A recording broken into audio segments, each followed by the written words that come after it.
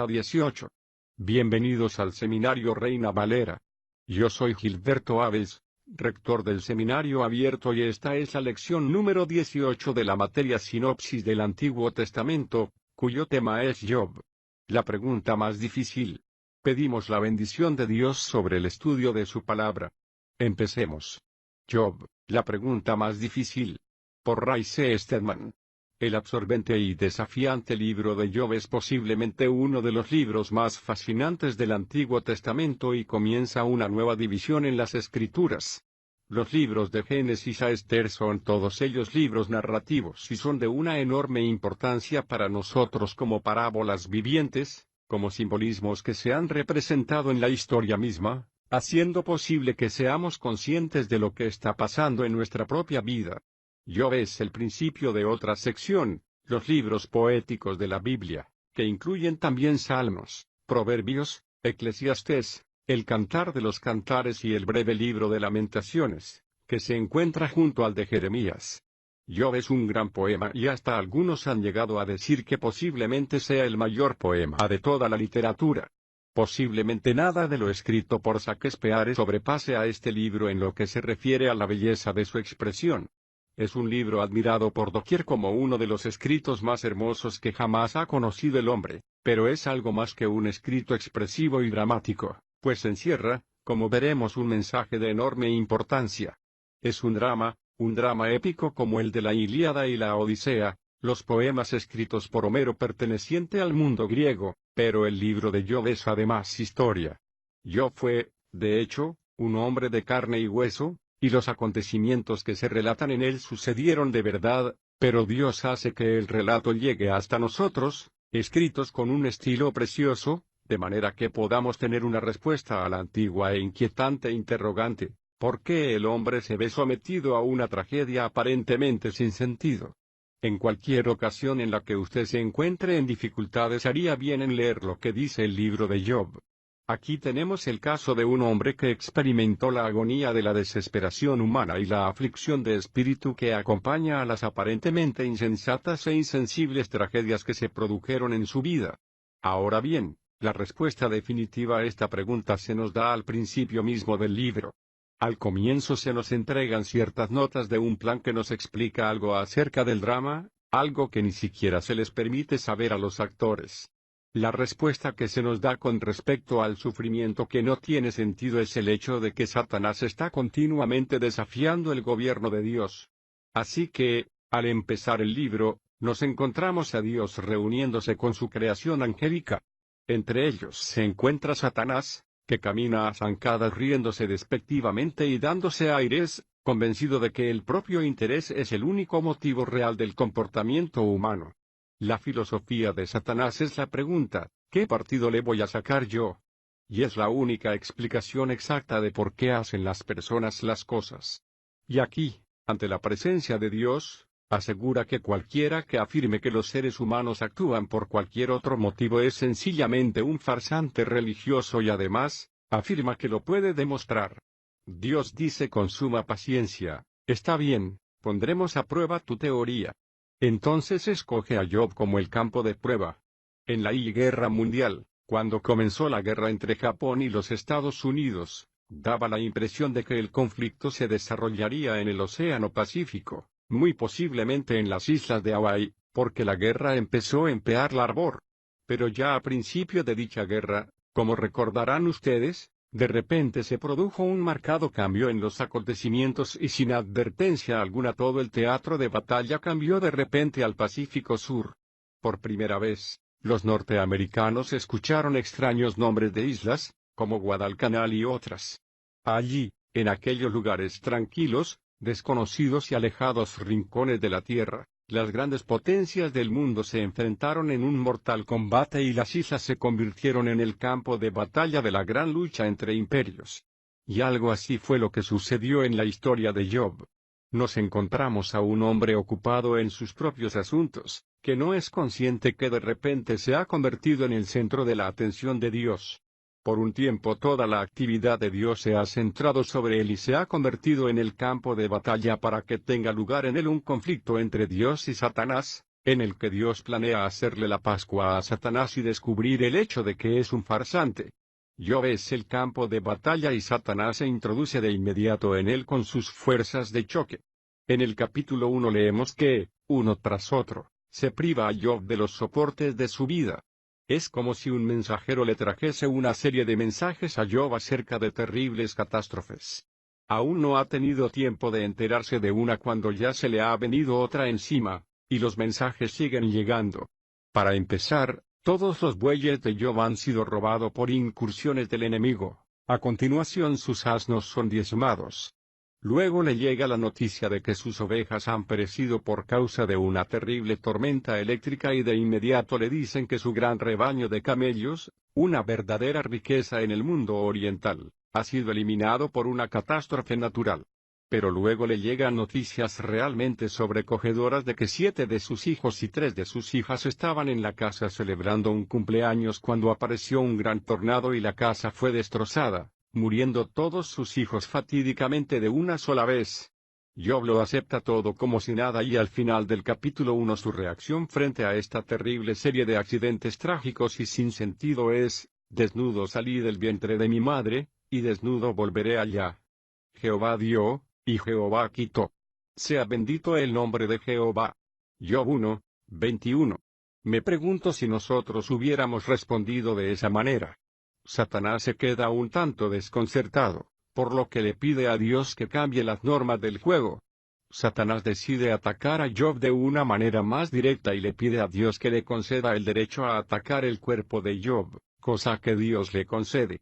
Sin previo aviso, Job se encuentra de repente atacado por una serie de terribles furúnculos o carbunclos.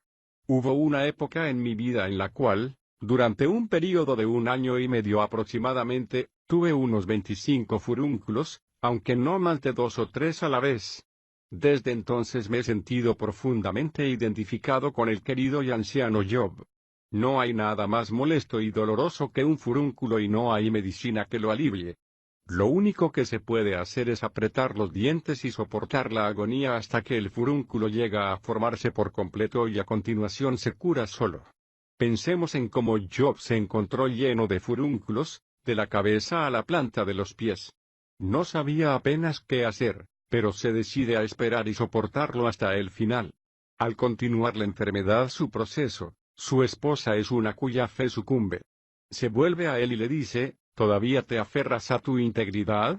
¿Por qué no maldices a Dios y te mueres? Job tiene que soportar solo, pero se ha propuesto ser fiel. A continuación viene la prueba final y recibe la visita de 3 de sus amigos. Al llegar a este punto el libro cambia ligeramente su curso.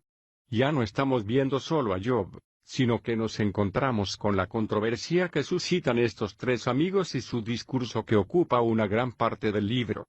Desde su punto de vista humano, muy humano, intentan dar respuesta a la misma pregunta obsesiva: ¿por qué afligen a los hombres tragedias que no tienen sentido? La mayor parte del libro, escrito con un precioso lenguaje poético, deja constancia de los esfuerzos realizados por estos hombres en lo que se refiere a encontrar una respuesta. Y las respuestas de los 3 son las mismas, contestando a la cuestión de los problemas con los que se enfrenta Job con una seguridad presuntuosa y dogmática, diciendo que solo hay una explicación posible, que ha cometido algún pecado espantoso, e intentan derrumbar las defensas de Job con sus argumentos. No es que estén necesariamente equivocados en su explicación. Hay efectivamente sucesos trágicos, catástrofes, angustias, dolores y sufrimientos que son el resultado del pecado.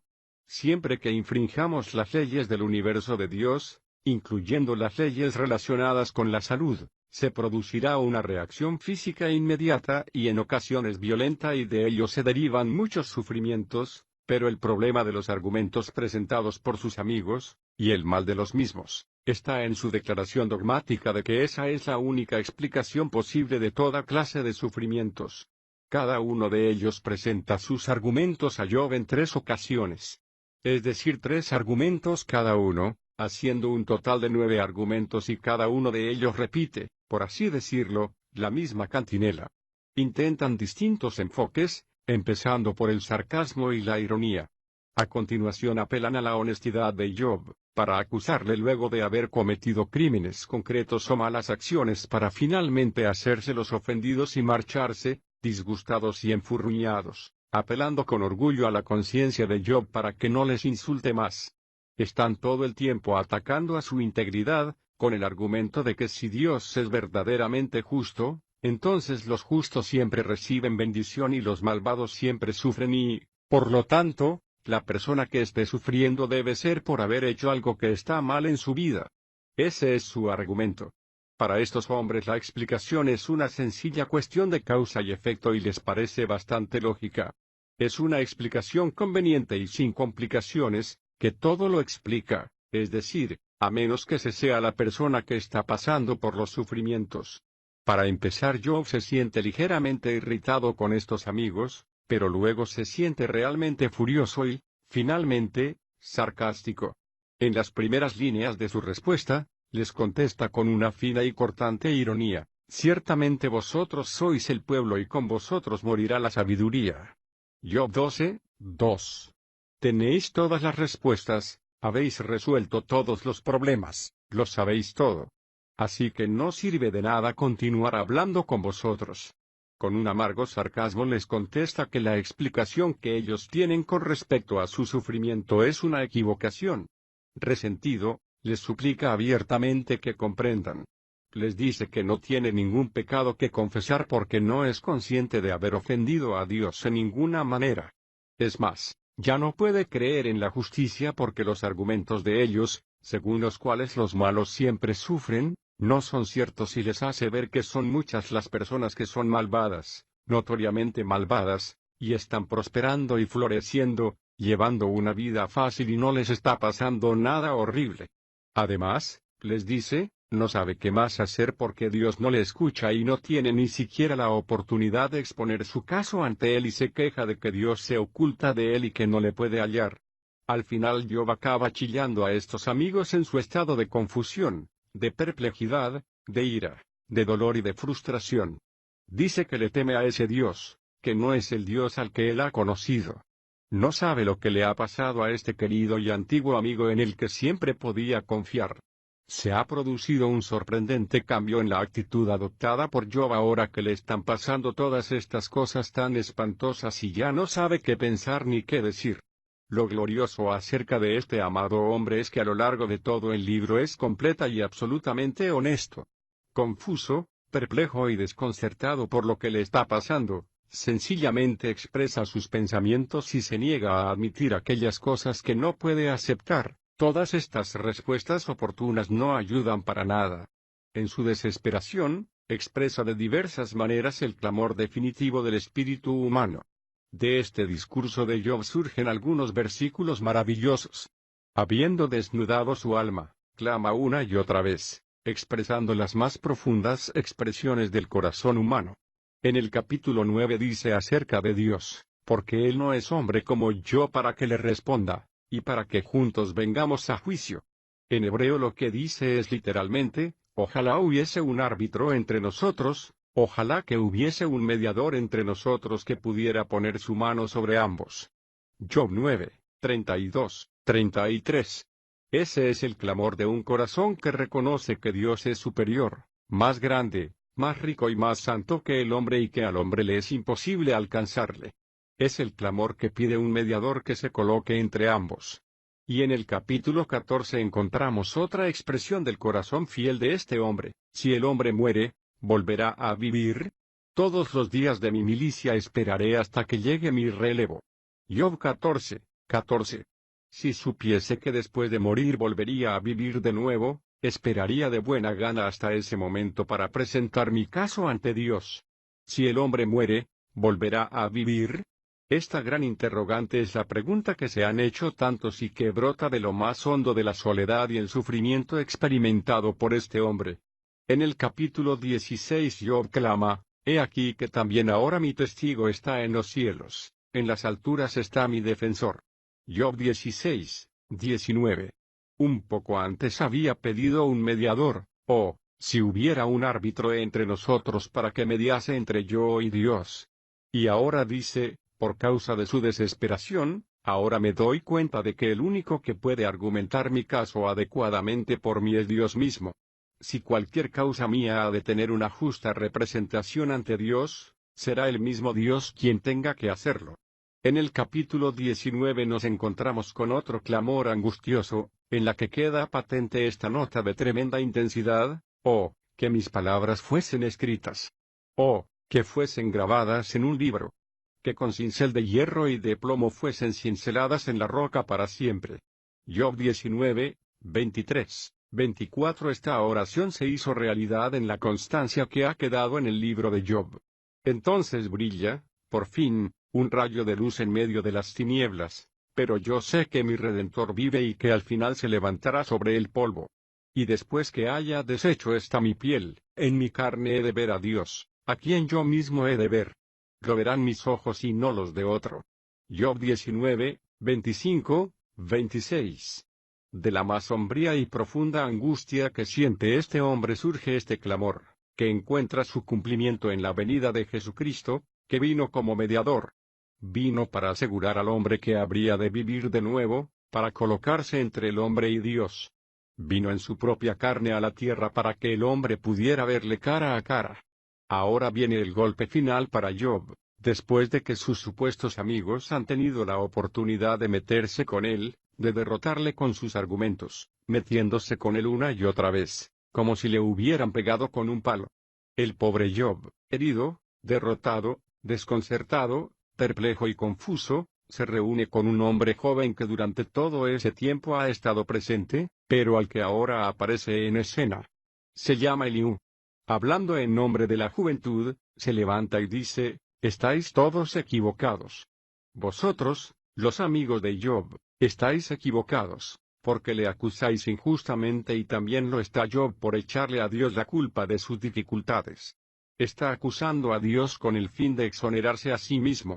Eliú pone de manifiesto la debilidad de ambos argumentos, pero sigue sin ofrecer nada positivo que responda a la pregunta de por qué se ha producido la desgracia de Job.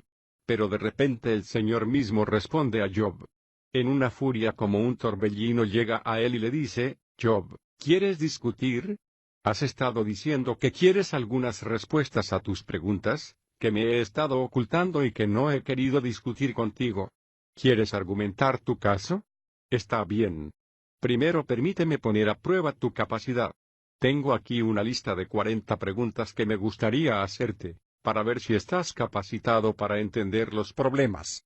Estos son problemas muy sencillos, preguntas muy fáciles, y si puedes responder a estos conceptos rudimentarios, entonces tal vez puedas discutir conmigo las cuestiones que tienes en tu corazón.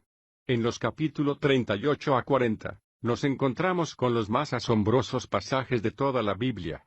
Dios lleva a Job en una gira por la naturaleza y le hace una pregunta tras otra acerca de la capacidad de Job para tratar este o el otro tema de la naturaleza. Estos capítulos nos muestran gradualmente una imagen de un universo inmensamente complejo e intrincadamente entrelazado, siendo preciso poseer una mente sobrehumana para dirigir estas actividades, para mantener el equilibrio y para responder a todos los interrogantes que le está pidiendo el Señor a Job que responda. Al final de la abrumadora muestra de la sabiduría de Dios, Job cae sobre su rostro y le dice: de oídas había oído de ti, pero ahora mis ojos te ven y me arrepiento en polvo y ceniza. Job 42, 5 y 6. El argumento esencial de Dios es que la vida es demasiado compleja como para hallar respuestas sencillas. Si usted exige que Dios le dé respuestas fáciles a problemas sumamente complicados, le está usted pidiendo que haga más de lo que puede usted entender.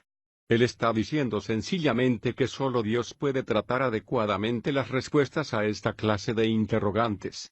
Por lo tanto, el hombre ha de adoptar la postura de confiar en Él y no discutir con Dios, que ha mostrado de la manera más asombrosa su habilidad para resolver estas complicadas situaciones al mismo tiempo que mantiene la vida humana y la vida del mundo entero, con todas sus tremendamente involucradas complejidades, en un equilibrio precioso. Si usted entiende esto realmente, es preciso que deposite usted su confianza en Dios para que Él resuelva los complejos problemas de la vida. Job, abrumado por el inmenso poder, la sabiduría y la majestad de Dios, cae sobre su rostro, se arrepiente y aprende la lección que Dios quiere que aprenda. Solo Dios tiene derecho a usar al hombre para llevar a cabo los propósitos que Él desee. En otras palabras, Dios no existe para el hombre, sino para Dios. Si Dios no es un botones de hotel glorificado al que le podemos chasquear los dedos y que venga corriendo a preguntar, ¿puedo tomar nota de su pedido? Somos nosotros los que existimos para Él. Nosotros somos los instrumentos de Dios para que Él pueda llevar a cabo sus propósitos, algunos de los cuales son tan tremendamente complicados que no podemos ni mucho menos entenderlos.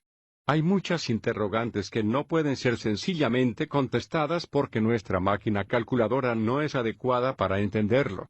La última parte del libro es una preciosa imagen de lo que Santiago llama las tiernas misericordias de Dios con Job. Santiago 5:11. Dios le dice a Job, ahora quiero que ores por tus amigos, estos tres buenos hombres, tan obstinados, tan seguros de tener todas las respuestas, con tan buenas intenciones, tan sinceros y dedicados, pero que han metido la pata hasta el fondo. Ora por ellos, Job. Entonces Dios le dijo a Job, ¿cuántas ovejas tenías? A lo que Job le contestó, 7,000. Dios le dijo, está bien, te daré 14,000. ¿Cuántos bueyes tenías?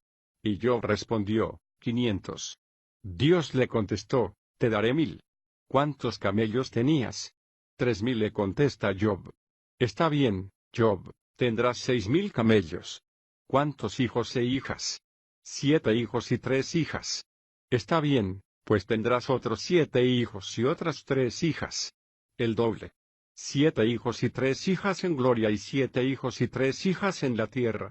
Dios le restableció el doble a Job y vivió el resto de su vida recibiendo bendición y felicidad. El relato termina con las palabras, y murió Job anciano y lleno de años. Job 42:17. Lo asombroso de este libro es la respuesta que se nos da, el hecho de que el telón de fondo del sufrimiento humano es el antiguo conflicto del desafío de Satanás frente al justo gobierno del universo por parte de Dios. A Job no se le da nunca esta respuesta, al menos no en vida. Al principio del libro encontramos a Dios, a Satanás y a Job. Al final del libro, Satanás ha desaparecido de la escena por completo y Dios se encuentra ante Job con los brazos abiertos de par en par diciendo, está bien, yo soy el responsable. ¿Tienes algo que preguntar? La gran lección que encierra este libro es que hay momentos en los que no es posible presentarnos el cuadro completo. Hay momentos en los que Dios no puede explicarnos la vida de manera adecuada y hay ocasiones en las que tenemos que confiar en que no todo el sufrimiento tiene lugar porque somos malos, sino porque puede además convertirse a la postre en una fuente de un bien final. La nota más profunda del libro suena cuando, en la aflicción que siente en su corazón, pero al mismo tiempo con el Espíritu de Dios en su interior animándole a mantener la fe en medio de la confusa y perpleja situación, Job dice, sin embargo, Él conoce el camino en que ando, cuando Él me haya probado, saldré como oro. Job 23:10. Esa es la lección de este libro. La vida es demasiado complicada para que nos enfrentemos solos con ella.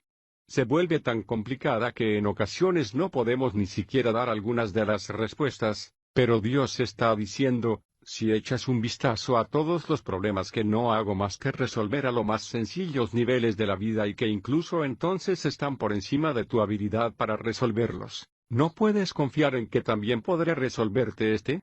Pablo se regocija en Romanos diciendo, y sabemos que Dios hace que todas las cosas ayuden a bien a los que le aman, esto es, a los que son llamados conforme a su propósito. Romanos 8:28. Oración Nuestro Padre, te damos gracias por permitirnos ver de este modo lo que Job sentía en su corazón. Gracias por haber dejado constancia para nosotros de las luchas con las que se tuvo que enfrentar este hombre al